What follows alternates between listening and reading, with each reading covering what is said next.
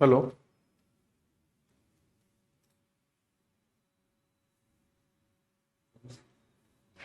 Hello. Sound जा रहा है? नमस्कार भाई, सभी लोगों को एक बार इधर स्क्रीन पे लगा दो। मोस्ट वेलकम है आज के सेशन में। काफी लोग क्लास में लाइव आ चुके हैं। आप सभी लोगों का मोस्ट वेलकम है आज के सेशन में। कैसे हैं आप सभी लोग? पहले तो ये बताइए, कई दिन बाद आप लोगों की क्लास हो रही है आज, है ना? तो कमेंट करिए और सुनाइए क्या हाल चाल है आप लोगों के।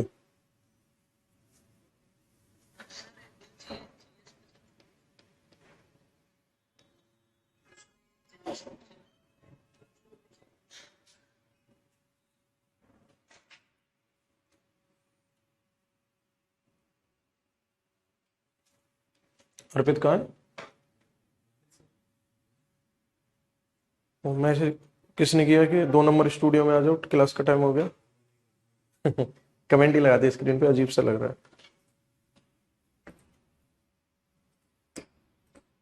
कई दिन बाद क्लास हो रही है आप लोगों की आज। तो पहले तो ये बताइए कि कितना पढ़ा दिया था मैंने। कैसे हैं आप? मैं एकदम बढ़िया हूँ, कोई दिक्कत नहीं है ना? उम्मीद है आप भी अच्छे होंगे। राजू गेट लगा दे और चाय लिया बढ़िया सी। और क्या? हाँ जी। ये बताओ क्या कराया था मैंने, वहीं से आगे कंटिन्यू करते हैं, ठीक है? क्या हुआ बताओ।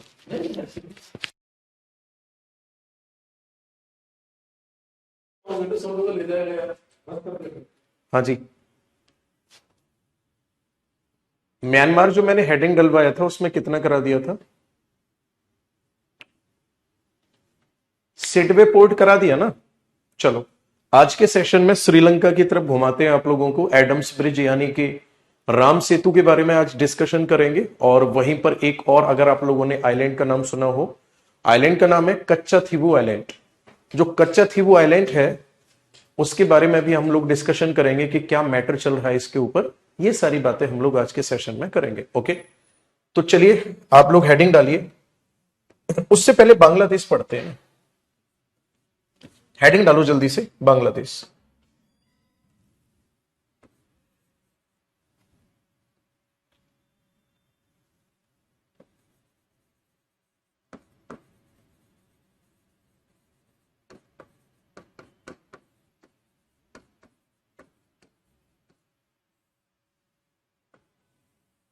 बहुत ध्यान से सुनना, समझना है जो मैं बताना चाह रहा हूं। बांग्लादेश। ओके। बांग्लादेश की अगर मैं बात करूंगा तो आपको अच्छे से पता होगा। पूरी कहानी समझ लेते हैं। जब हम इंडिया के मैप पर देखेंगे तो हमें पता चलेगा कि यहां पर एक बहुत बड़ा रीजन हुआ करता था जिसका नाम बंगाल था। और बंगाल अपने आप में एक इतनी बड़ी यूनिटी थी कि पूरे भारत में कहीं भी क्रांतिकारी घटनाओं को अंजाम देना होता था फ्रीडम स्ट्रगल के टाइम पर। तो यहीं से, ध्यान से सुनना मेरी बात को, यहीं से भेजा जाता था हमारे स्वतंत्रता सेनानियों को। अंग्रेजों ने देखा कि अगर 1857 जैसी क्रांति को, ध्यान से समझना, अंग्रेजों ने देखा कि 1857 जैसी क्रांति को, ध्यान से समझना, अगर दोबारा होने से रोकना है तो इस यूनिटी को खत्म करना होगा। और इस यूनिटी को खत्म करने के लिए ही बंगाल का विभाजन कर दिया गया था 1905 में, 2 भागों में। एक तो था ईस्ट बंगाल और एक था वेस्ट बंगाल। और ये विभाजन इतनी चालाकी से किया कि ईस्ट बंगाल वाले भाग में तो मुस्लिम ज्यादा थे, जबकि वेस्ट बंगाल वाले भाग में कौन ज्यादा थे? हिंदू ज्यादा थे। यानी हिंदू मुस्लिम एकता का खंडन किया गया। कब? 1905 में। बात समझ में आ रही है? उसके बाद ध्यान से समझना, 1905 में जब ज्यादा विरोध किया गया तो 1905 में इसको रद्द कर दिया गया। आगे बात समझ में? इसको क्या कर दिया गया? जो पार्टीशन हुआ था उसको रद्द कर दिया गया, यानी कि उसको कैंसिल कर दिया गया।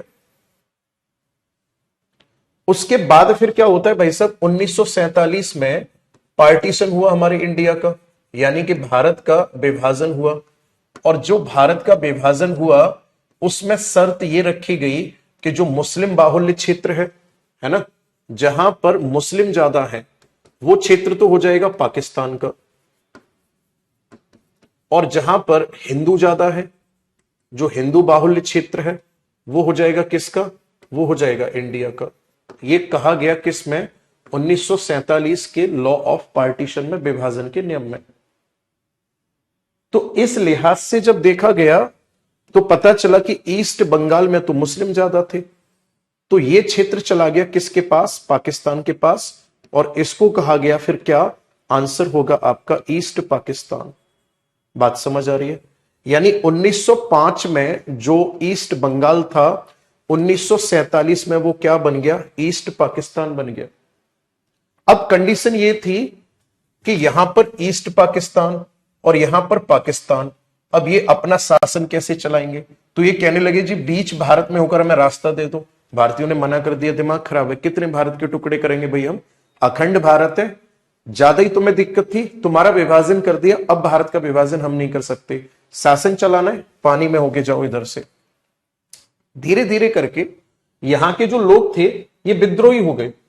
पाकिस्तान को लगा हमने विद्रोही कर दिया इनको, युद्ध छिड़ गया भारत और पाकिस्तान का 1971 में। पाक इंडिया वॉर हुआ और इस वॉर का ही रिजल्ट निकला कि जो ईस्ट पाकिस्तान था इसको बना दिया गया बांग्लादेश।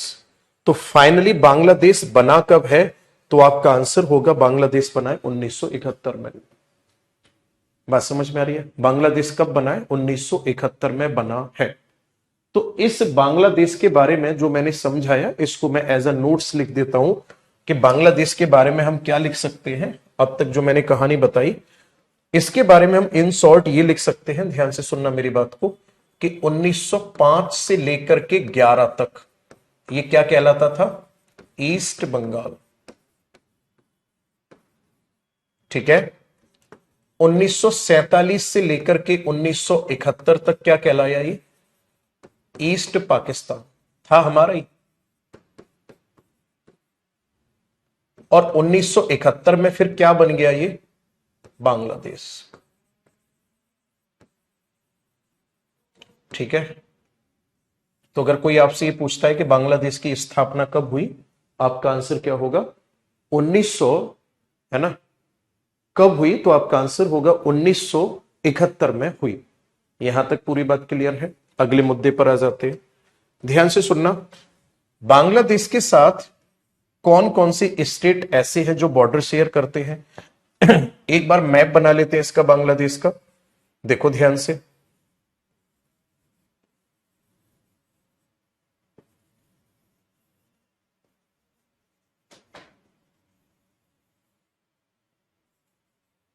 ये अरुणाचल प्रदेश, नागालैंड, मणिपुर, इधर त्रिपुरा और मिजोरम, ये आपका पश्चिम बंगाल।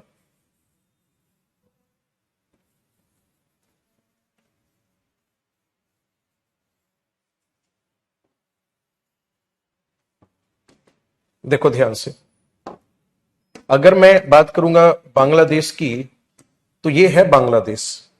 और हमारे इंडियन स्टेट कौन कौन से हो गए इधर? ये हो गया पश्चिम बंगाल, बोलो हाँ या ना।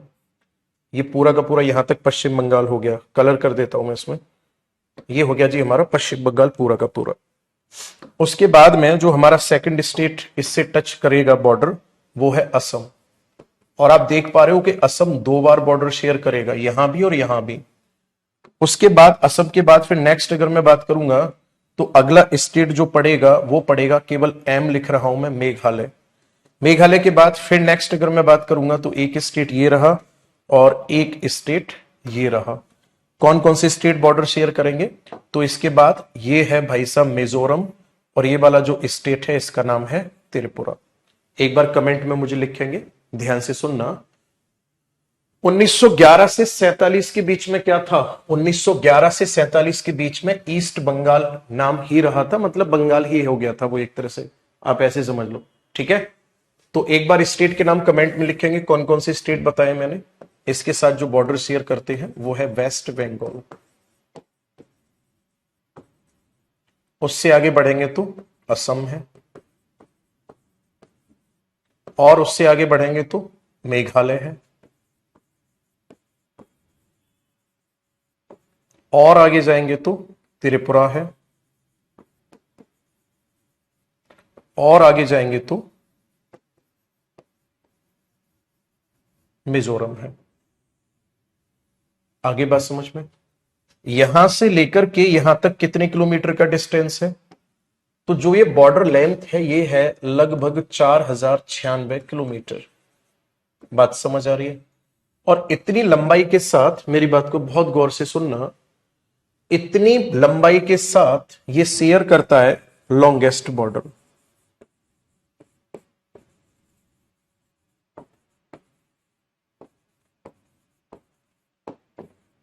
With India. भारत के साथ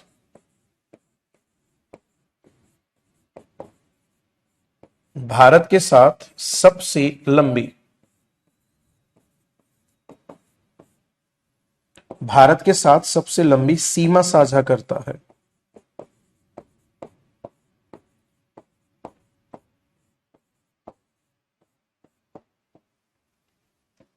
खास पॉइंट डिस्प्यूट वाले क्या हैं इसके साथ, उस पर चर्चा कर लेते हैं कि बांग्लादेश के साथ क्या हमारा स्पेशली विवाद है। देखो ध्यान से, अगर मैं बात करूंगा इधर साइड से एक नदी जाती है ऐसे यूं और यहां तक आ जाती है, इस नदी का नाम क्या है? तो ये नदी जो है, इस नदी का नाम है जी ब्रह्मपुत्र। क्या नाम है इस नदी का? ब्रह्मपुत्र नाम है। बात क्लियर है यहां तक? इस ब्रह्मपुत्र नदी में एक दूसरी नदी आकर मिलती है जो निकलती है हमारे असम से, सॉरी सिक्किम से, सिक्किम से पश्चिम बंगाल में, और पश्चिम बंगाल से आ जाती है ये बांग्लादेश में। और इसको क्या नाम दिया जाता है? तो आपका आंसर होगा, इसको नाम दिया जाता है तीस्ता। इसको क्या कहा जाता है? तीस्ता रिवर। तो हमें यहां से क्या पता चला कि जो तीस्ता है, ध्यान से सुनना, तीस्ता नदी ब्रह्मपुत्र की सहायक नदी है और ये सिक्किम में बहती है, उसके बाद पश्चिम बंगाल में बहती है, उसके बाद बांग्लादेश में बहती है। बात क्लियर है यहां तक? मैं लिखता हूं यहां पे, तीस्ता रिवर किसकी ट्रिब्यूटरी है? इज ट्रिब्यूटरी ऑफ,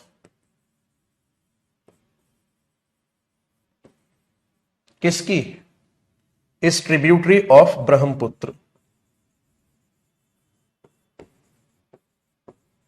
हाँ या ना? मैं लिखता हूं यहीं पे, तीस्ता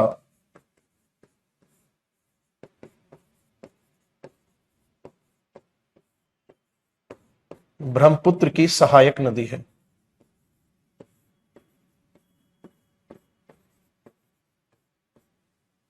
बात क्लियर है यहां तक?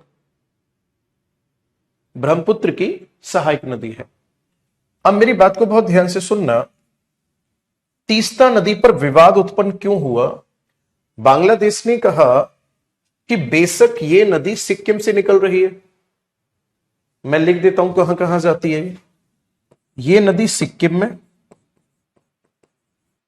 उसके बाद पश्चिम बंगाल में, और उसके बाद फिर बांग्लादेश। दोनों देशों के बीच विवाद इस बात पर उठा कि इस नदी का पानी कौन ज्यादा इस्तेमाल करेगा। समस्या ये उत्पन्न हुई कि नदी का उद्गम हो रहा है भारत में, भारत ने कहा हम ज्यादा इस्तेमाल करेंगे। बांग्लादेश क्लेम इस बात को करने लगा कि इस नदी का बहाव हमारे यहां पे ज्यादा है, हमारे यहां की जनसंख्या ज्यादा निर्भर करती है इस नदी पर, तो हम ज्यादा इस्तेमाल करेंगे। फाइनली 1983 में एक संधि हुई, और जो 1983 में संधि या ट्रीटी हुई, उस ट्रीटी में क्या कहा गया? उस ट्रीटी में कहा गया कि भाई साहब इस नदी का सिक्किम और Paschim Bangal, that means India, 39% water इस्तेमाल करेंगे। इस नदी का बांग्लादेश इस्तेमाल करेगा 36%। बचा हुआ 25% कहां जाएगा? तो आपका आंसर होगा, कहा गया 25% नदी में रहेगा।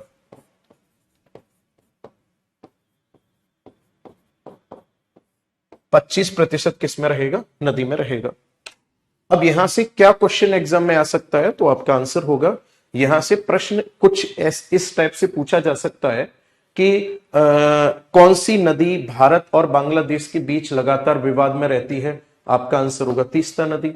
या ऐसे पूछ सकता है कि तीस्ता किसकी सहायक नदी है? ब्रह्मपुत्र की सहायक नदी है। तीस्ता पर समझौता कब हुआ? 1983 में हुआ। तीस्ता का पानी कौन ज्यादा इस्तेमाल करता है? भारत करता है। ओके, 2 मिनट का टाइम है, इस पूरे कंटेंट को आप जल्दी से नोट करोगे, मैं इधर साइड में हूं, फिर हम लोग आगे बढ़ जाएंगे जल्दी से।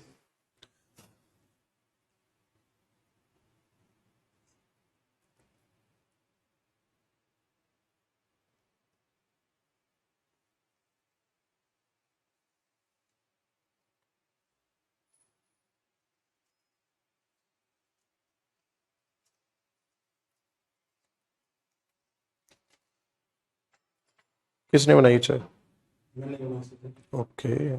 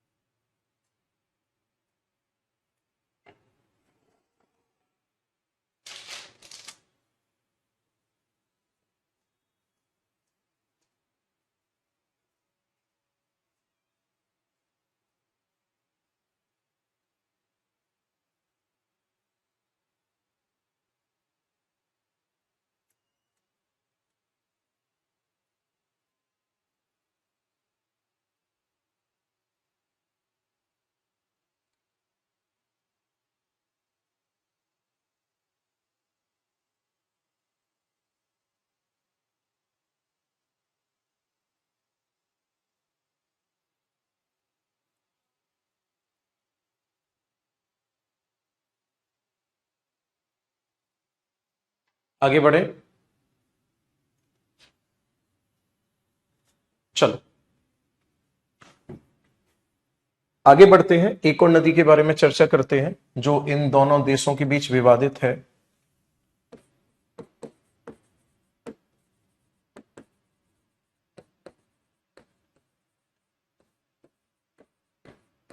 फैनी नदी।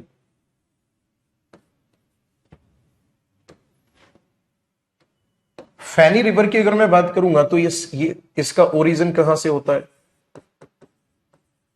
तो तब आपका आंसर होगा ओरिजिनेट फ्रॉम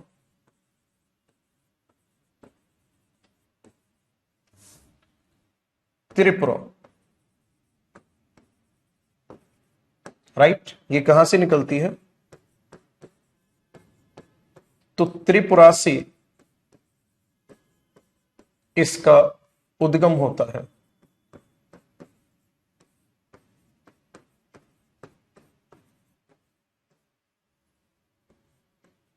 आगे बात समझ में, त्रिपुरा से होता है।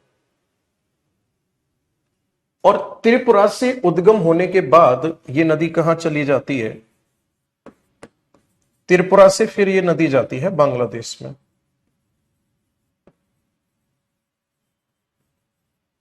आगे बात समझ में, त्रिपुरा से कहां जाती है? बांग्लादेश में। तो इस नदी की अगर मैं बात करूंगा तो ये नदी क्या है? सेम वही कहानी, पानी को लेकर के डिस्प्यूटेड है, डिस्प्यूटेड बिटवीन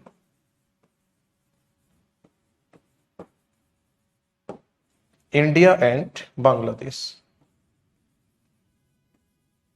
ये नदी भी क्या है? भारत और बांग्लादेश के बीच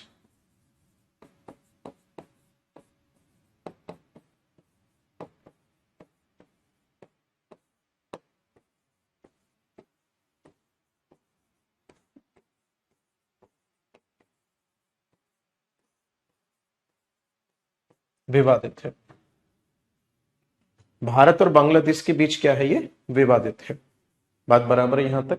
चलिए, अब दो डिस्प्यूट हमने इसमें पढ़ लिए, अब हम आगे चर्चा करते हैं श्रीलंका के बारे में। श्रीलंका और मालदीव, इसके बारे में पढ़ते हैं। ये दोनों पूरा होते ही आई थिंक मुझे लग रहा है कि फिर हमारा पूरा चैप्टर फिनिश हो जाएगा, माउंटेन वाले चैप्टर पर आ जाएंगे। ओके, चलिए, ये पूरा नोट हुआ।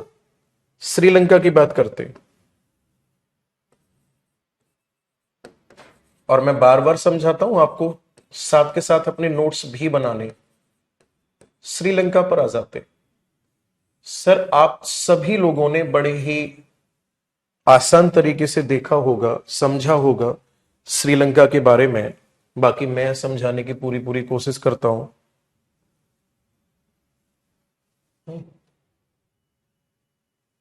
अच्छा,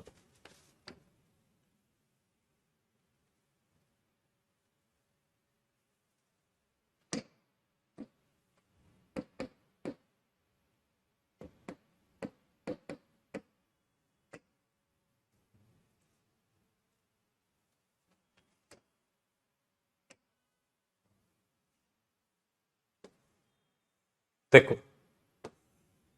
पहली बात तो श्रीलंका ये है, बहुत ध्यान से सुनना।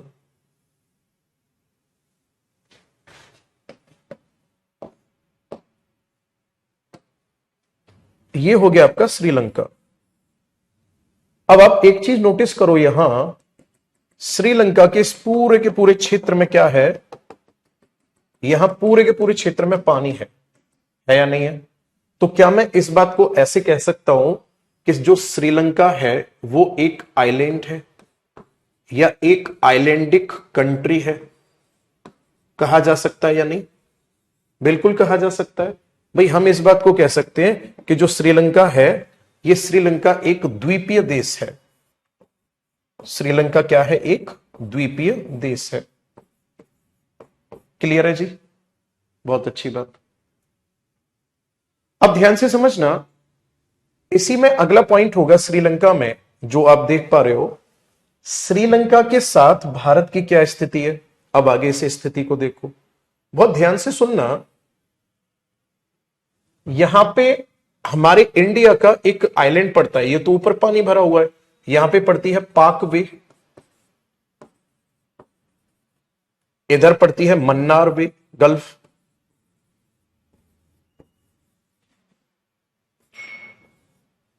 इधर बे ऑफ बंगाल है ही है। अब ध्यान से सुनना मेरी बात को, ये वाला जो आइलैंड है ना, इसको रामेश्वरम कहा जाता है और इसका लास्ट पॉइंट धनुषकोडी कहलाता है।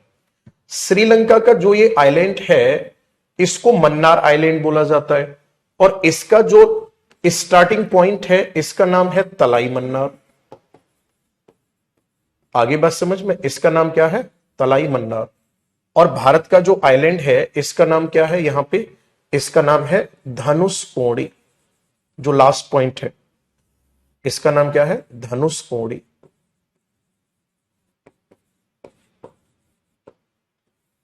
बात क्लियर है?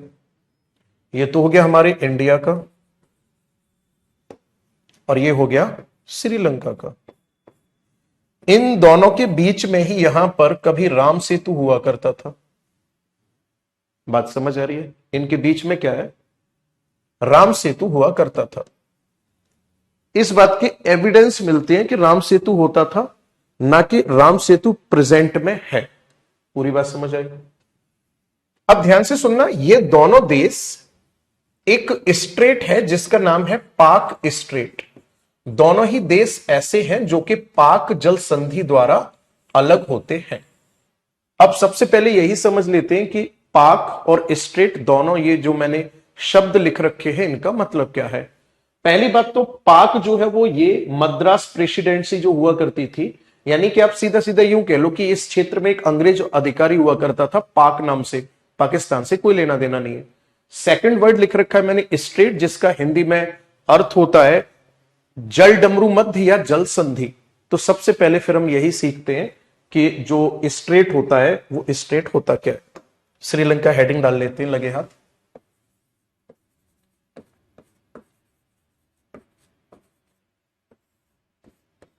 ठीक है ना? इसका ओल्ड नेम अगर पूछ लेता है इनके हिसाब से, तो ओल्ड नेम क्या होगा इसका? आपका आंसर होगा सिलोन, है ना? इसका पुराना नाम क्या था? पुराना नाम था इसका सिलोन। अब ध्यान से सुनना मेरी बात को, जो मैं बताना चाह रहा हूं। मैंने क्या वर्ड लिखा था? पाक।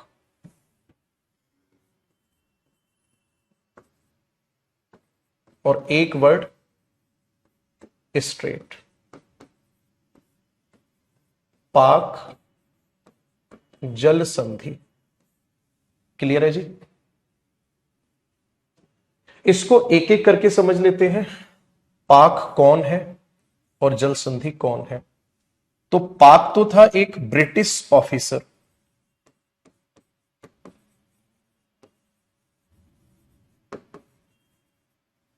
पाक कौन था? अंग्रेज अधिकारी। ठीक है गुरुजी?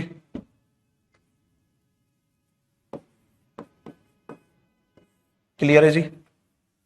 और जल संधि क्या होती है? तो जल संधि को समझना क्या होती है। ये एक वाटर बॉडी होती है।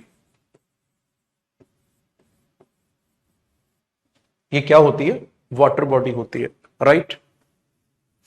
ये वाटर बॉडी होती है जो क्या करती है? विच सेपरेट, किसको सेपरेट करेगी? Which separate two land and connect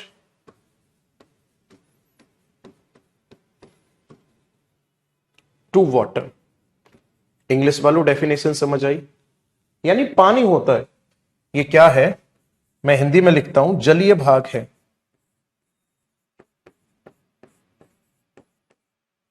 जो क्या करता है? जो दो स्थल क्या करेगा? अलग। और दो जल क्या करेगा? जोड़ता है।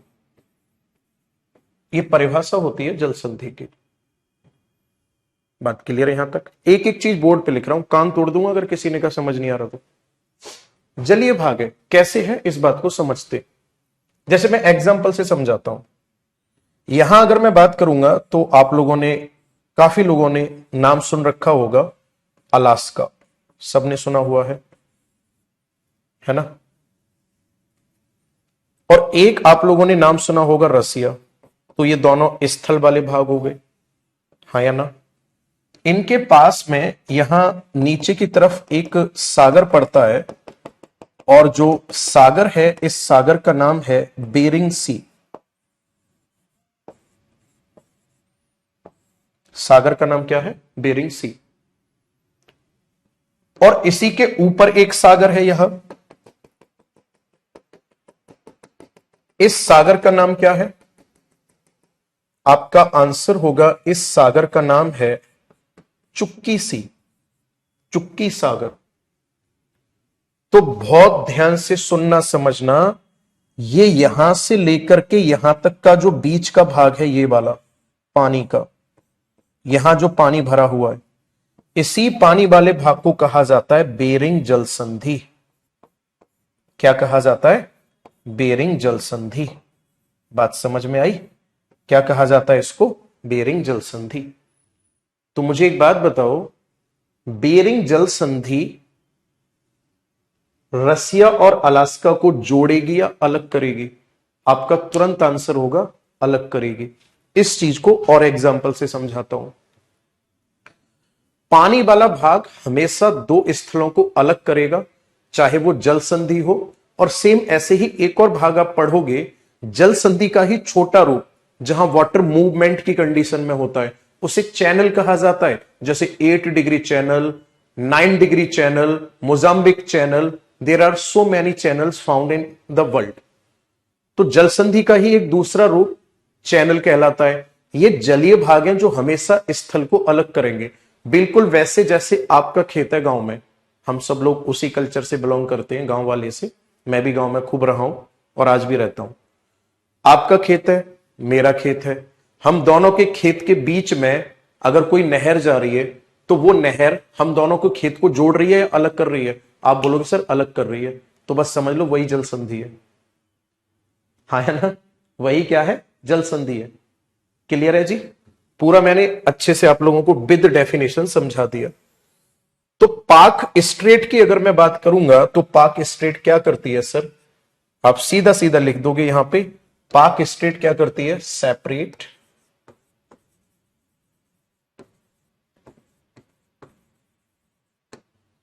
India and Sri Lanka. यहां तक किसी को कोई दिक्कत? ये क्या करती है सर? ये भारत और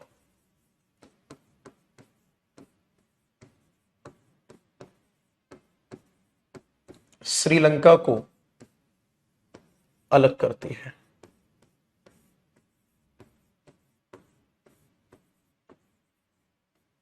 क्लियर है जी? कौन सी जल संधि? आपका आंसर क्या होगा? पाक जल संधि। ठीक है जी? आजा। यार ये बोर्ड हैंग करता है थोड़ा सा। हम्म।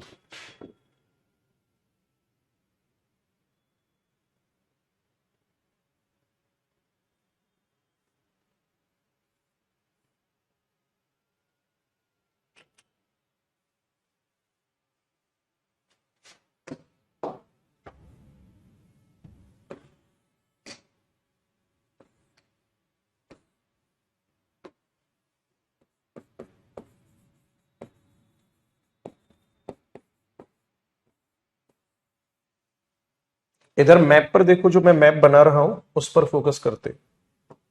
देखो,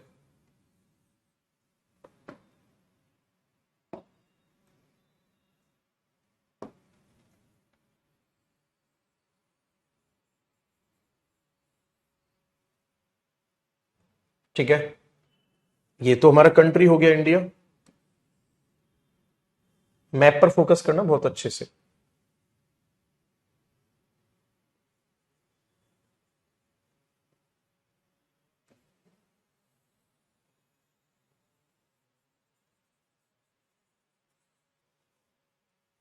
ऐसे ही मान लेते हैं श्रीलंका के मैप को।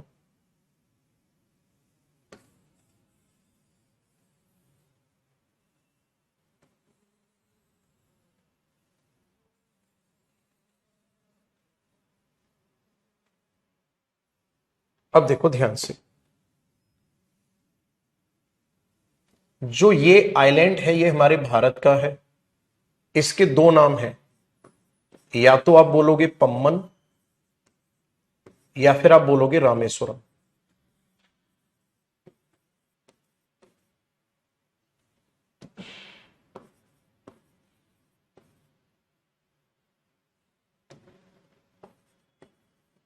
ठीक है ना, क्या नाम है, पम्मन या रामेश्वरम। मैं एक ही नाम लिख देता हूं, रामेश पम्मन। ये हमारे इंडिया का पम्मन आइलैंड है। और ये वाला जो रीजन पड़ता है हमारे इंडिया का, ये है रामनाथपुरम।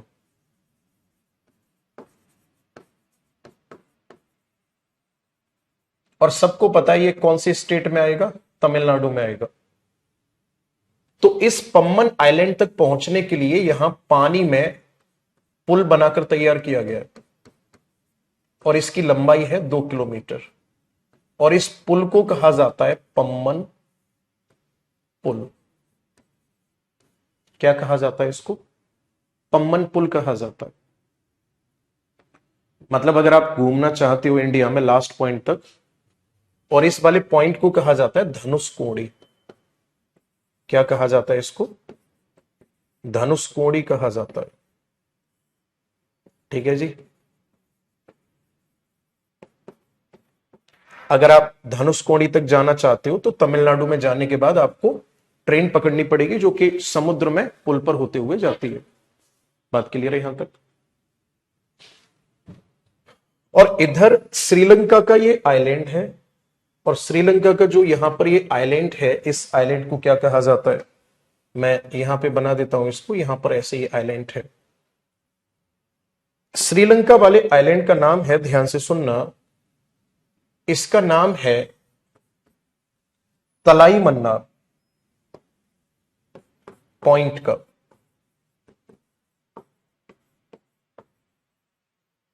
क्या नाम है इसका, तलाई मन्नार। और ये किस द्वीप पर पड़ता है, तो आपका आंसर होगा ये पड़ता है मन्नार आइलैंड पर। तो मन्नार आइलैंड किसका हुआ, श्रीलंका का। धनुषकोडी किस आइलैंड पर है, तो आपका आंसर क्या होगा, पम्मन आइलैंड पर। और यहां पर किसका अधिकार है, इंडिया का। यहां पर किसका अधिकार है, श्रीलंका का। 1974 में इस बात के एविडेंस मिले कि इन दोनों पॉइंट के बीच में, तलाई मन्नार और धनुषकोडी के बीच में, यहां पर कुछ विशेष प्रकार की चट्टान पाई जाती है। और ये चट्टान जो है इंडिकेट करती है किसको, the location of Ram Setu. आगे बात समझ में, किसको, राम सेतु को। तो यहां से लेकर यहां तक इन दोनों के बीच में क्या है, तो आपका आंसर होगा इन दोनों के बीच में राम सेतु है, या इसी को कहा जाता है एडम्स ब्रिज।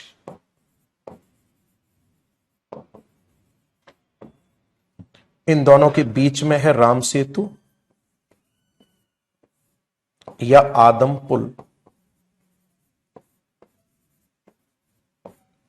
इसकी अगर आपसे लंबाई पूछी जाती है तो 48 किलोमीटर है। और हां, राम सेतु प्रेजेंट नहीं है, इसके केवल और केवल एविडेंस है,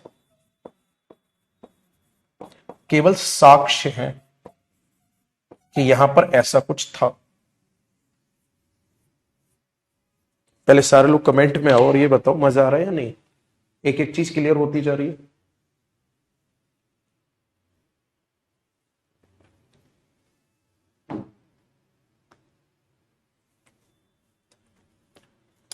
बोलो भाई।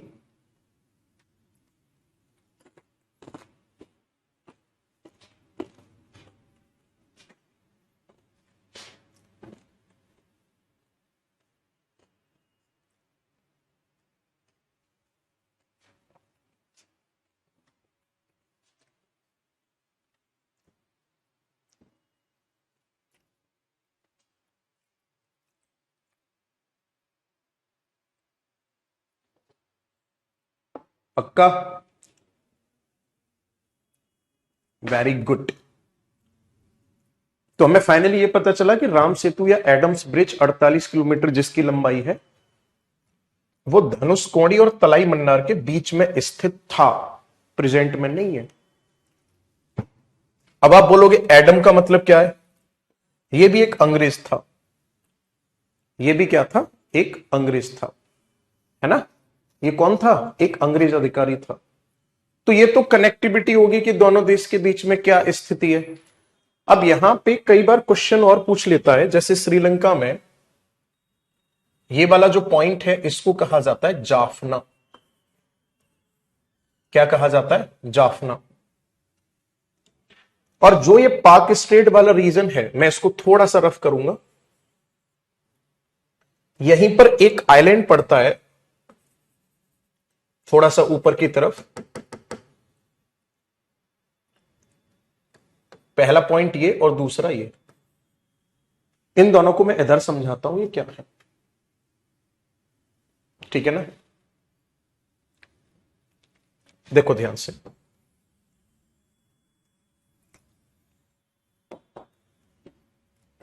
जो पहला वाला पॉइंट है जाफना, ये क्या है?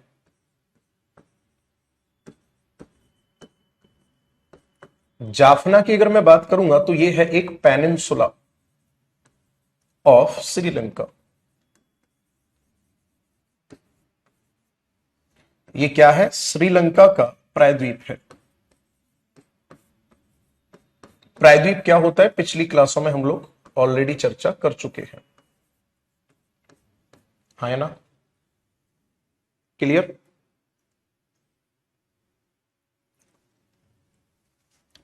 क्यों मैंने यही बताया श्रीलंका में, और कोई क्षेत्र क्यों नहीं पढ़ा मैंने?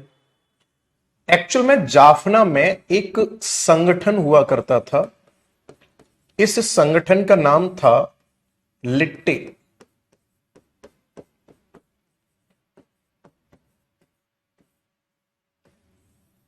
लिट्टे नाम का संगठन हुआ करता था। इन लोगों ने कहा कि जिस प्रकार भारत में भाषा के आधार पर राज्यों का पुनर्गठन हो रहा है, वैसे ही हम सभी तमिल भाषा बोलने वाले लोगों के लिए आप एक अलग राज्य का गठन कर दो। तो ये जो संगठन हुआ करता था, एक नॉर्मल सा संगठन, ये अपनी मांग रखने के लिए धरने पर बैठा। पुलिस ने लाठीचार्ज किया, उसमें कुछ लोग मारे गए। संगठन के सदस्यों ने कुछ पुलिस वालों को मार दिया, पुलिस वालों ने संगठन के सदस्यों को मार दिया। और यह सिलसिला तब तक चला जब तक कि यह संगठन आतंकवादी संगठन घोषित नहीं हो गया। बात समझ में आ रही है? श्रीलंका की सरकार ने कहा कि हम इस संगठन को आतंकवादी संगठन घोषित करते हैं। जैसे हमारे इंडिया में सुकमा जो छत्तीसगढ़ का क्षेत्र पड़ता है, वहां नक्सलवाद एक टाइम पर बहुत चरम सीमा पर हुआ करता था, अब तो फिलहाल में बहुत कम हुआ है। अब हुआ क्या, ये लोग यहां से माइग्रेट करके हमारे इंडिया में घुसने लगे। राजीव गांधी जी की सरकार चल रही थी उस टाइम पे। उन्होंने कहा इनके यहां के सीएम से कि भाई आप अपने यहां की कलेश को हमारे यहां क्यों भेज रहे हो। उन्होंने कहा जी हम दमन तो कर रहे हैं लेकिन पूरी तरह से दमन कर नहीं पा रहे। राजीव गांधी ने कहा कि हम हेल्प करते हैं आपकी। उन्होंने सेना भेज दी। भारतीय सेना ने और श्रीलंका की सेना ने दोनों ने मिलकर इनका दमन किया। इस बात का बदला लेने के लिए ये वही संगठन है जिसने क्या किया था, लिट्टे ने राजीव गांधी की हत्या की थी।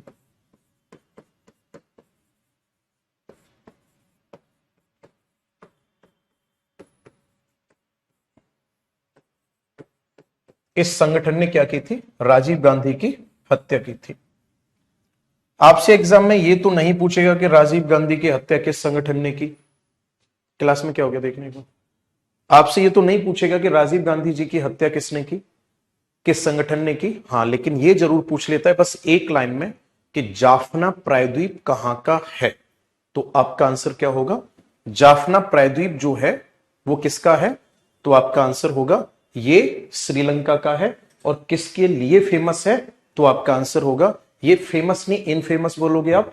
ये जाना जाता था लिट्टे नामक संगठन के लिए जिसने राजीव गांधी की हत्या कर दी थी। तो ये तो पहला पॉइंट हो गया।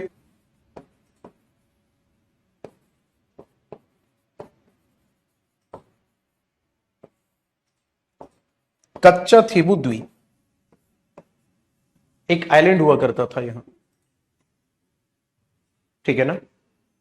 ये जो आइलैंड हुआ करता था, मेरी बात को बहुत गौर से सुनोगे समझोगे। इस आइलैंड की अगर मैं बात करूंगा तो ये किसका था?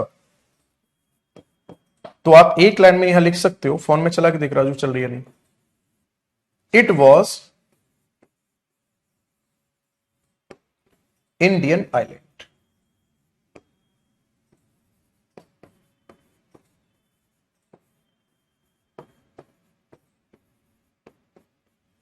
ये भारत का द्वीप था। आगे बात समझ में? ये क्या था? ये भारत का द्वीप था और इसका यूटिलाइज किया जाता था किस में?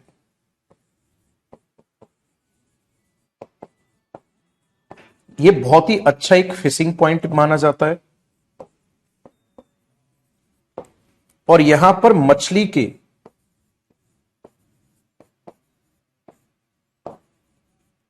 जाल सुखाए जाते हैं।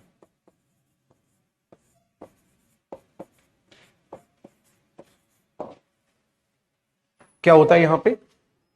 मछली के जाल सुखाए जाते हैं। ये इसकी इंपॉर्टेंस हो गई। मछलियां भी सुखाई जाती हैं। राजू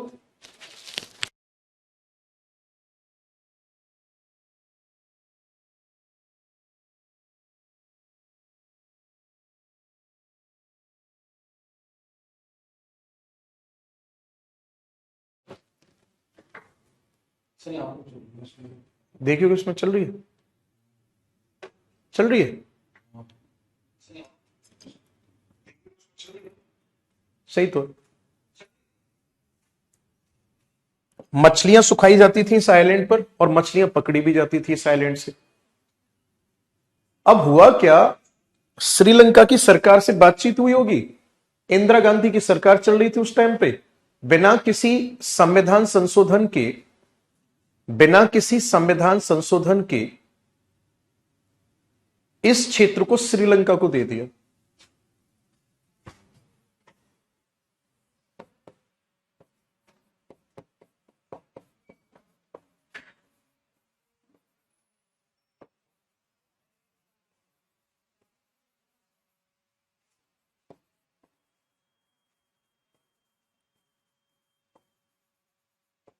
इंदिरा गांधी ने किसको दे दिया ये? तो आपका आंसर होगा इंदिरा गांधी ने दे दिया ये श्रीलंका को। पहले बात ये हुई थी कि इस आइलैंड का मतलब ऐसा भी नहीं है कि पूरी तरह से उनके नाम कर दिया था या बेच दिया था। बात यह थी कि इस आइलैंड का सदुपयोग दोनों ही देश मिलजुल कर करेंगे। इससे दोनों देशों के मध्य एक मैत्रीपूर्ण संबंध स्थापित होगा और दोनों ही देश बड़े स्तर पर ज्यादा से ज्यादा मछलियों का उत्पादन कर पाएंगे, मछलियों को पकड़ पाएंगे। लेकिन बदमाशी दिखाना शुरू कर दिया किसने? श्रीलंका ने। श्रीलंका ने एक टाइम आने पर ऐसी हालत मचा दी कि जैसे ही यहां पर कोई भी इंडियन फिशरमैन मिल जाता, कोई भी मछुआरा मिल जाता तो तुरंत उसको गोली मार दी जाती। आगे बात समझ में? गोली मार दी जाती थी। तो फिर भारतीय लोगों ने डिमांड उठाई थी कि एक बात बताओ, भारत का संविधान तो इस बात को कहता है कि भारत का कोई क्षेत्र अगर किसी दूसरे देश को दिया जाना है या किसी भी अन्य देश का भारत में कोई क्षेत्र शामिल होना है, यानी कि बॉर्डर पे अगर आप कुछ भी प्लस माइनस करते हो तो इसके लिए प्रॉपर तरीके से आपको संविधान संशोधन लाना होगा। तो कच्चा थीबू आइलैंड देने के लिए आपने कौन सा संविधान संशोधन लेकर आए? आप बिना किसी संवैधानिक प्रक्रिया के आपने श्रीलंका को यह वाला भाग दे दिया या श्रीलंका के अधिकार में जाने दिया। इसको वापस लेकर आओ, तमिलनाडु की सरकार ने कहा। तो प्रेजेंट टाइम में ये आइलैंड डिस्प्यूटेड है किस किस के बीच? भारत और श्रीलंका के बीच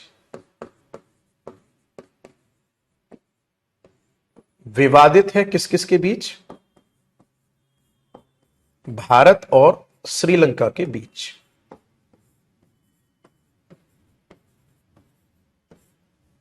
ओवरऑल श्रीलंका के साथ हमें क्या क्या ध्यान में रखना है, बहुत ध्यान से सुनना। हमें एक तो यह ध्यान में रखना है कि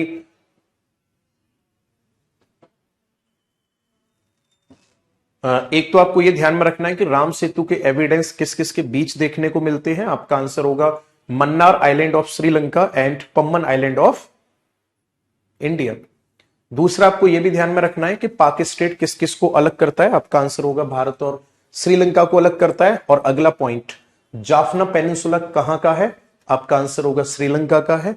आपसे पूछा जाएगा किसके लिए जाना जाता था? लिट्टे के लिए जाना जाता था। आजकल तो लिट्टे खत्म ही हो गया। फिर अगर यह पूछा जाता है कि कच्चा थीबू आइलैंड जो था वो किसका था?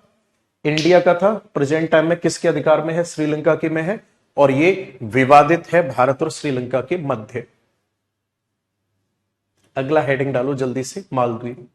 भारत के इस वाले क्षेत्र में आ जाते।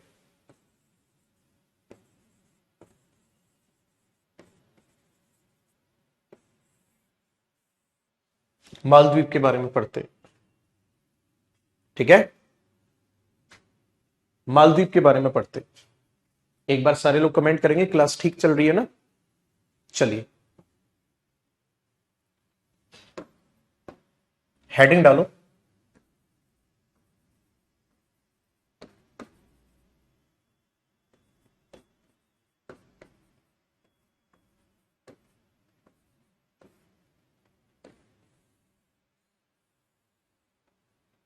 मालदीव।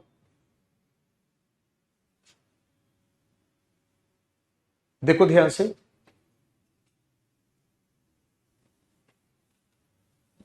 मालदीव क्या है? तो आपका आंसर होगा ये है एक साउथ एशियन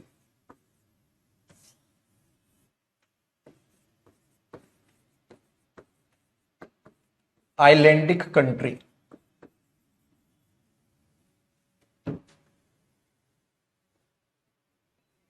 ठीक है ना? मैं लिख रहा हूं हिंदी में। ये है दक्षिण एशिया का, दक्षिण एशिया का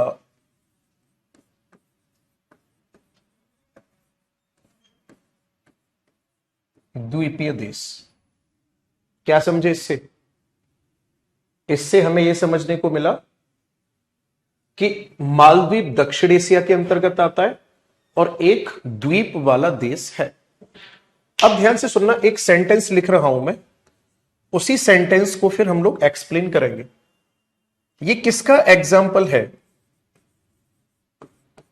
एग्जाम्पल ऑफ कोरल आइलैंड।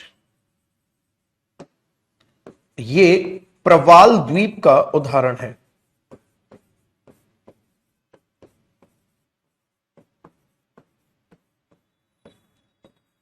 अब आपके माइंड में बस एक पॉइंट आ रहा होगा, सर ये क्या लिख दिया? इसे बताओ, प्रवाल द्वीप क्या है? क्या मतलब है इस बात का?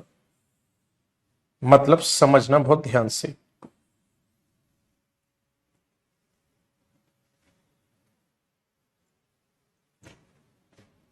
ये कैसे खत्म हुआ यार? ये तो बवाल पाल लिया।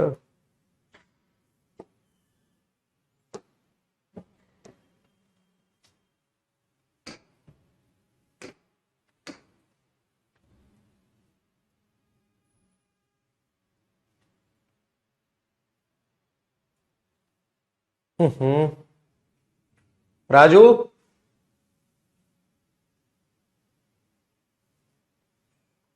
सर्च।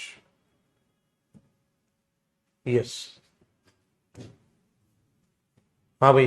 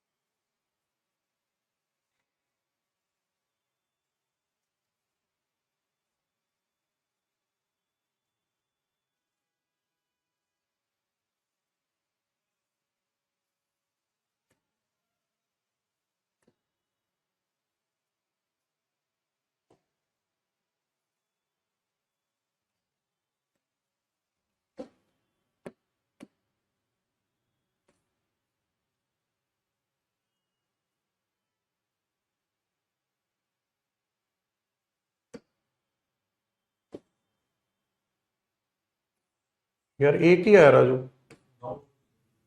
किसमें?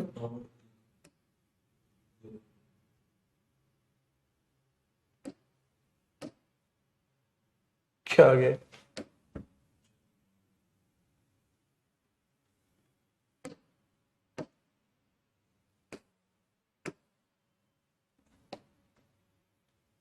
एक और था ये,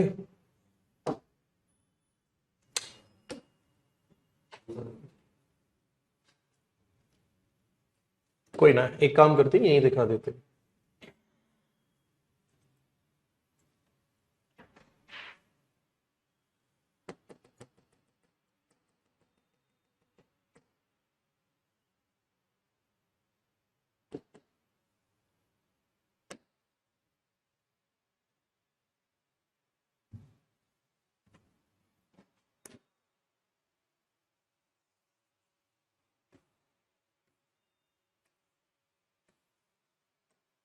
देखो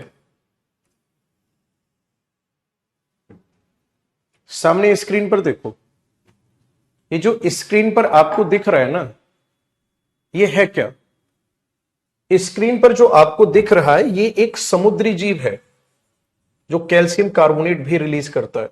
ये क्या है? एक समुद्री जीव है, उसका स्ट्रक्चर है। और ये समुद्री जीव जो है यही कहलाता है कोरल। इसी को कहा जाता है प्रवाल, इसी को कहा जाता है मूंगा। इतने नाम है इसके। ये समुद्री जीव है। बात समझ में आ रही है नहीं? ये क्या है? एक समुद्री जीव है। अब ध्यान से सुनना मेरी बात को। यहां पे पहले हमें कोरल समझना है, फिर आइलैंड का मतलब समझना है। मैं कुछ सेंटेंस लिख रहा हूं, उस पर गौर करेंगे, फिर तब आगे समझ आ जाएगा। पहली बात, कोरल है है क्या? Coral is aquatic organism.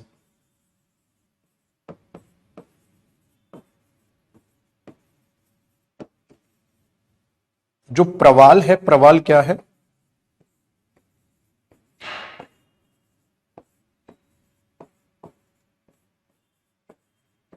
प्रवाल जलीय जीव है। कंडीशन क्या होती है इसकी? ये हमेशा स्लाइन वाटर में मिलता है, और साथ ही साथ स्टैटिक वाटर होना चाहिए।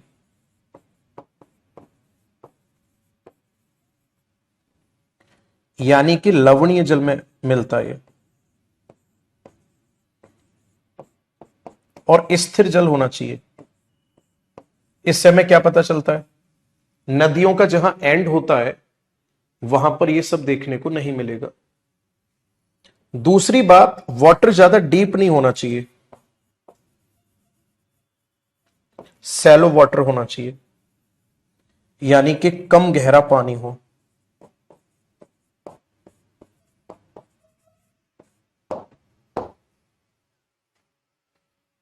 और जो ये प्रवाल होते हैं ना, ग्रुप में रहते हैं। प्रवाल जो है ना वो ग्रुप में रहते हैं। तो ध्यान से समझना, आफ्टर डेथ होता क्या है? जो कोरल का स्केलेटल होता है,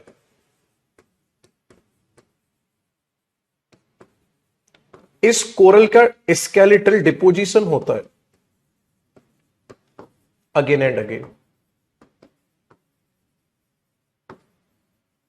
बात समझ आ रही है? जो प्रवाल होता है, प्रवाल का अस्थि पंजर बचेंगे, कंकाल बचेगा।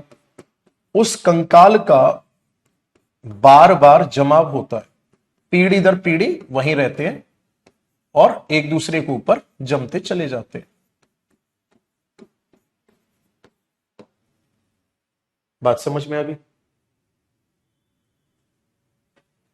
जब ऐसे युग पीढ़ी दर पीढ़ी, यहां पे कुछ प्रवाल थे, ये मर गए, दब गए, इनके साथ समुद्र का कुछ कचड़ा वचड़ा, कूड़ा वूड़ा, मिट्टी विट्टी सी जो होती है, सैंड वगैरह, वो सब आ गई। फिर ये यहां पर यूं जमते चले गए, फिर ये यहां पे जमते चले गए, और ये सब कहां पर है? पानी के अंदर है।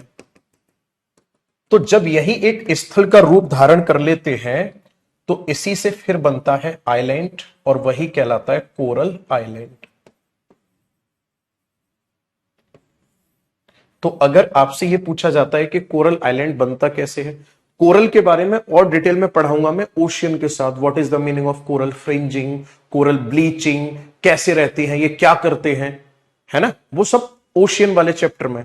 अभी हमें यहां बस इतना समझना है what is the meaning of coral island, कि सर कोरल आइलैंड का मतलब क्या है, बस ये समझना है। तो एक लाइन में याद में रखना है, कुछ जीव होता है, कोई अजीब सा जीव होता है जो समुद्र में रहता है, और जब वो बहुत सारे मर जाते हैं तो वही फिर बार बार एक ही जगह लगातार मरते रहते हैं, इकट्ठे होते रहते हैं और ऊपर उड़ जाते हैं, उसी को फिर कोरल आइलैंड कहा जाता है। अभी बस इतना ध्यान में रखना है। इसके अलग अलग टाइप होते हैं, जैसे एटोल आइलैंड है ना, कोरल फ्रिंजिंग है, एक बैरियर रीफ होता है, सब बाद में पढ़ेंगे, यहां कोई आवश्यकता नहीं है पढ़ने की।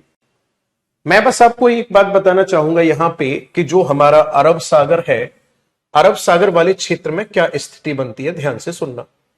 आप लोगों ने एक वर्ड और सुना होगा, एक वर्ड होता है रिज, कटक।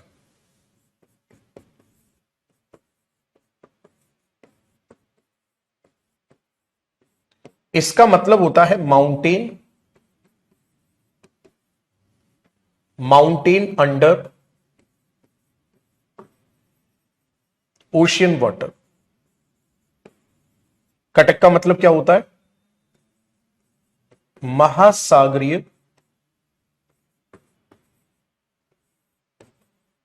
जल में क्या होना, पर्वत होना, कटक कहलाता है। अब ध्यान से सुनो, क्या स्थिति बनती है इंडियन ओशियन में।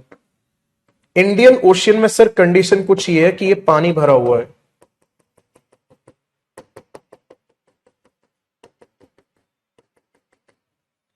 इंडियन ओशियन में क्या है, ये पानी भरा हुआ है।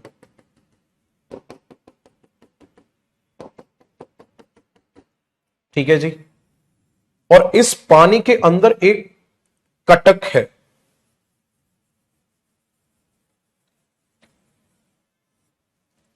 इस पानी के अंदर क्या है, एक ये कटक है यहां पे।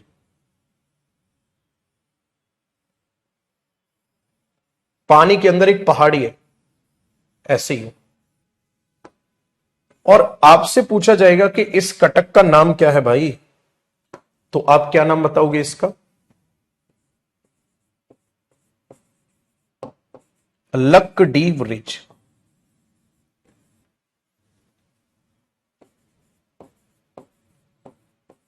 लक्कडीव कटक है। पानी के अंदर है या बाहर, पानी के अंदर है, बराबर है जी। मैंने क्या बताया, कोरल हमेशा कहां होते हैं, डेफिनेशन देखो, कम गहरे पानी में। तो कोरल यहां विकसित नहीं होगा, यहां नहीं रहेगा, कोरल यहां विकसित होगा। ऐसा माना जाता है कि इस लक्कडीप कटक के ऊपर पीढ़ी दर पीढ़ी यहां कोरलों का जमाव होता चला गया, और जमाव हुआ कोरल का, और जमाव हुआ, और लाखों करोड़ों साल में यही कोरल यहां के ऊपर उठ गए। आगे बात समझ में, यही कोरल क्या कर गए, यहां के ऊपर उठ गए। और इधर साइड भी कोरल ऊपर की तरफ उठ गए यहां के।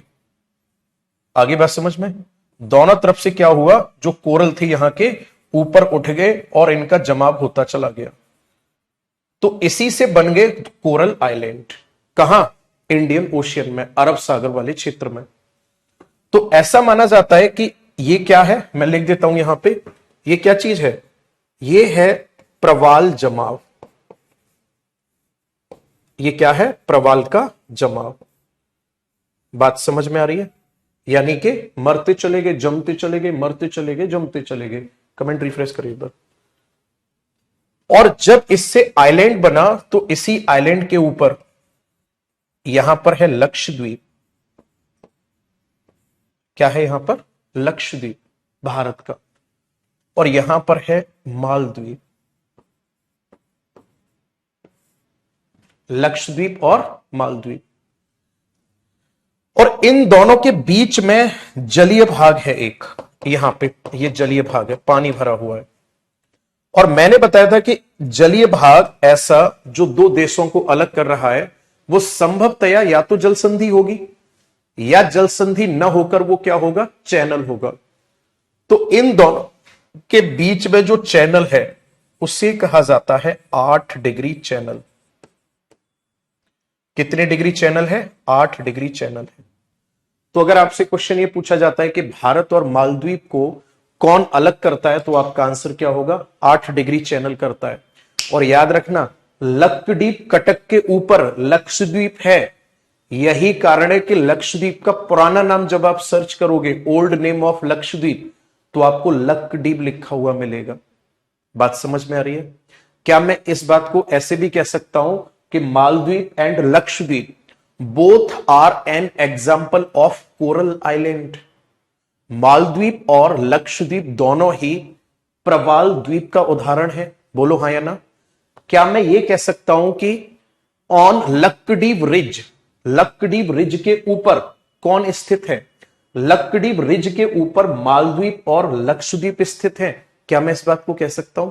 बिल्कुल कह सकता हूं। ठीक है ना? करुणेश नाम से कमेंट आ रहा है कि ये रिज कैसे बना। ये रिज आपको समझ में आएगा प्लेट टेक्टोनिक थियरी में। यहां पर जो नीचे इसके लक्षद्वीप रिज के नीचे जो प्लेटें थी, इन प्लेटों में मूवमेंट की वजह से ये कटक उठा है, जैसे हिमालय उठा है वैसे ही। आप एक बार सोच कर देखो, जब प्लेट गति करती है तो स्थल पर पहाड़ बनकर तैयार हो जाता है। अब इनकेस अगर ऐसा हो जाए कि पानी के अंदर अगर प्लेट गति करेंगी, तो क्या पानी के अंदर पहाड़ नहीं बनेगा? तो उसी एक पहाड़ का उदाहरण है लक्षद्वीप रिज। आगे बात समझ में? उसी का उदाहरण क्या है? लक्षद्वीप रिज है। बात क्लियर है? और लक्षद्वीप रिज कैसे बना, यह आपको माउंटेन वाले चैप्टर में सिखाएंगे, यहां नहीं। मेरी बात को समझना है ना, मेरी बात को समझना। आप हर चीज को हर जगह अगर हम रिलेट करेंगे ना, तो पूरे चैप्टर की मतलब ऐसे समझ लो एक भसड़ सी हो जाएगी। तो अगर मैं कोई पॉइंट यहां स्किप कर रहा हूं, उसका मतलब यह नहीं है कि मुझे पॉइंट आता नहीं है या मैं पॉइंट पढ़ाना नहीं चाह रहा हूं। उसका मतलब यह कि उसको फिर हम आगे रिलेट करेंगे। बात समझ रहे हो ना? तो अभी हमें यहां फोकस करना है 2 से 3 चीजों पर। पहला फोकस होगा हमारा कोरल का मतलब क्या है। मैं आपसे सीधा पूछूंगा कोरल क्या है, आप बोलोगे समुद्री जीव। कोरल आइलैंड क्या है? उसी के मरने से उसकी जो लाश इकट्ठी हो जाती है, उसी के जमाव से जो आइलैंड बनता है वो कोरल आइलैंड कहलाता है। ठीक है? कोरल कैसे पानी में रहते हैं? क्या गंगा नदी में कोरल मिलेगा? आप बोलोगे बिल्कुल भी नहीं। कोरल हमेशा सलाइन वाटर में मिलेगा और स्टैटिक वाटर में मिलेगा और कम गहरे वाटर में मिलेगा। लक्षद्वीप और मालदीव के नीचे कौन सा कटक है? तो आपका आंसर होगा लक्षद्वीप रिज है या लक्षद्वीप कटक है। अब आप बोलोगे सर लक्षद्वीप क्या नाम है, स्मॉलेस्ट यूनियन टेरिटरी है, लक्षद्वीप की कैपिटल क्या है, मालदीव की कैपिटल क्या है? अरे भैया ये सब आगे पढ़ोगे आप, यहां तो केवल बॉर्डर की बात कर रहे हो। सच सच बताओ, पूरा समझ आया नहीं है ना? सारे लोग जल्दी से कमेंट में आएंगे और बताएंगे कि पूरा समझ आया नहीं आया। कल का टॉपिक याद रखना, अब तक हम लोग डिस्कस कर रहे थे इंडिया की वाटर बाउंड्री के बारे में, राइट? कल की क्लास में हम लोग डिस्कस करेंगे, सॉरी इंडिया की लैंड बॉर्डर हो गया कंप्लीट, वाटर बाउंड्री के बारे में पढ़ेंगे हम कि भारत की जो जलीय सीमा है उसकी क्या कंडीशन है, वाटर बाउंड्री जो है इसकी क्या कंडीशन है। आज की क्लास कैसी रही बताइए जरा मुझे कमेंट में, पूरा समझ आया नहीं आया? देखो एक बात हमेशा याद रखना, मुझसे अगर आप आगे भागने की कोशिश करोगे कुछ नहीं मिलेगा, क्योंकि ऑफलाइन तो है नहीं, ऑनलाइन है। मैं उसी स्पीड के साथ पढ़ाऊंगा।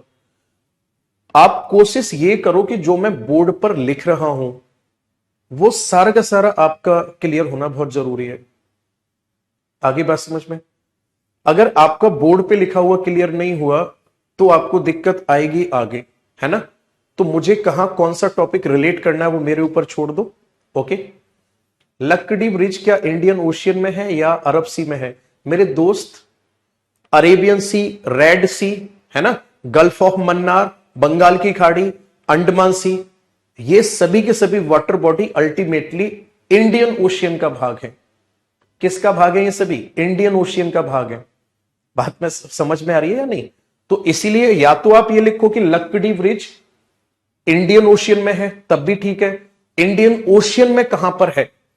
तो अगर आप ये बोलते हो कि अरब सागर के आसपास वाले क्षेत्र में, तो गलत नहीं है। बात समझ में आ रही है?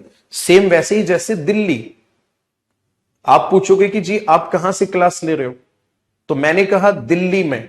दिल्ली में कहां से? मुखर्जी नगर से। फिर आप बोलोगे सर अब कह रहे हो मैं दिल्ली से पढ़ाता हूं, कल कह रहे थे मुखर्जी नगर से।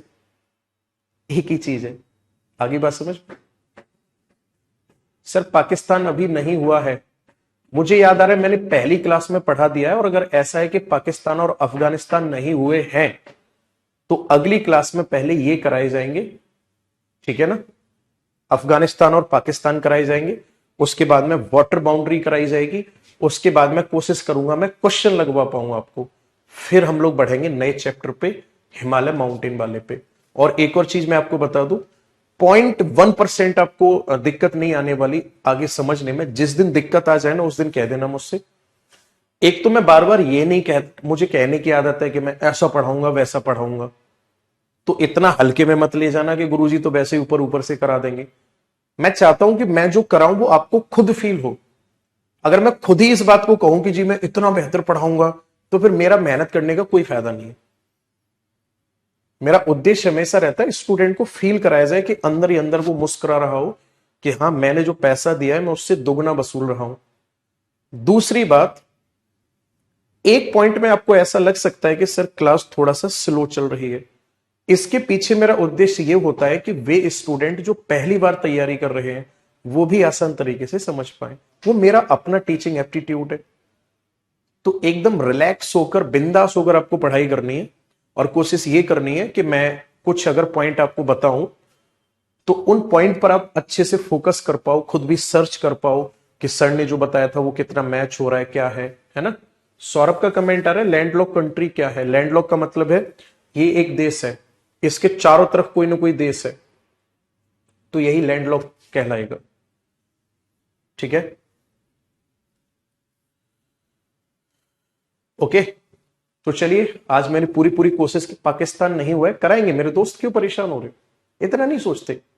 आपने एक बार कह दिया करा दूंगा, है ना? तो चलिए और हाँ, अभी कुछ लोग कमेंट कर रहे थे कि सर 5 महीने में करा तो दोगे ना? अरे भैया किस दौड़ में, किस जिंदगी की भाग दौड़ में लगा हुआ है? ले मैं 2 महीने में खत्म करा दूंगा, क्या करेगा फिर इस सिलेबस का? कोई फायदा है? कोई फायदा नहीं। आप बल्कि ये बोलो कि सर 5 महीने नहीं, आप 2 महीने और एक्स्ट्रा लगा लो, 7 महीने में कराओ, लेकिन ऐसा करा दो कि इस बार और आखिरी बार हो, फिर हमें कभी ज्योग्राफी पढ़ने की जरूरत नहीं पड़े। मेरी बात समझ रहे हो? और आपके माइंड में यह कि सर पेपर आ रहा है, जल्दी जल्दी थोड़ा कराओ और इसको 3 महीने में खत्म कर दो, तो इस मेथड पे जाओगे तो फिर आपको बार बार पढ़नी पड़ेगी। और इस मेथड पे जाओगे तो सिंपल सी बात है, बस एक बार पढ़नी पड़ेगी, है ना? कसम खा लो एक ही बार पढ़ूंगा, अच्छे नोट्स बनाऊंगा और जो भी एग्जाम देने जाऊंगा बस रिवाइज करूंगा नोट्स, है ना? नोट्स रिवाइज करूंगा मैं हमेशा अपने स्टूडेंट से ऑनलाइन भी कहता हूं, ऑफलाइन भी कहता हूं, मत दिमाग लगाओ बार बार कोचिंग पे। जीएस है ना? गंगा नदी करोड़ों सालों से निकल रही है, आगे भी वहीं रहेगी, आज भी वहीं है। तो एक बार अच्छे से समझ लो उसे, नोट्स बना लो, रिवाइज कर लो, कुछ नया पॉइंट मिलता है आपको एडिशनल तो उसको अपने नोट्स में ऐड कर लो, बस टेंशन खत्म, है ना? तो मेरी बात अगर आप मानोगे तो मैं भी आपके लिए बहुत कुछ बेहतर करने की कोशिश करूंगा। क्यों? मजा आ रहा है? चल ठीक है, ये आकाश पीएनजी आज ही अपलोड करवा देना, ये इनको स्टूडेंट को दिक्कत ना हो। मैंने जो भी लिखा हुआ है सब आपको पीएनजी फॉर्मेट में मिल जाएगा। लक्षद्वीप मालदीव मैंने समझा दिए दोनों बेहतर तरीके से। इन दोनों के बीच में 8 डिग्री चैनल है, ये भी आपको याद रखना है। Okay, love you to all of you, thank you so much, have a nice day.